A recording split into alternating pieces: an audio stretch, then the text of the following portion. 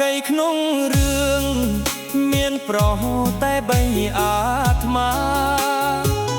លងព្រោះតណ្ហាអ្នកណាក៏ស្អប់គួខ្ពើម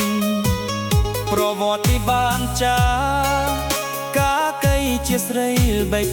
ឆ្នើមឥឡូវបងសូមចាប់ដើម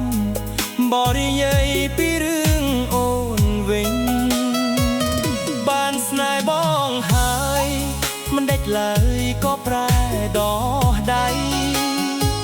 ស្នេហ៍មួយរាត្រីស្រស់ពិសីជាលបែងកំសាន្តតារូបបងនេះបងជាប្រុសស្នេហ៍ទីប៉ុន្មានចម្លើយដែលស្រស់ភូមិឋានមិននឹកស្មានថាបងទីមើលភ័យក្រោយពីបងនៅមានប្រទីប៉ុន្មានទៀតសូមអស់មិត្តញាតិជួយស្ដាប់ដាក់ឈ្មោះឲ្យស្រីបន្ទាប់ពីខ្ញុំ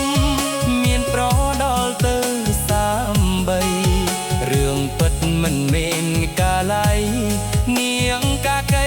ក៏នៅចាញ់អូនធ្លាប់ឮតែប្រដោះដៃចោលស្រីទឹកភ្នែករឿងខ្ញុំចំឡាយព្រោះស្រីដោះដៃចោលប្រយកបេះដូងស្នេហ៍រាយមុនឲ្យយប់សំរងថ្ងៃនេះបងសូមរោឈ្មោះអូនឲ្យពីរោះ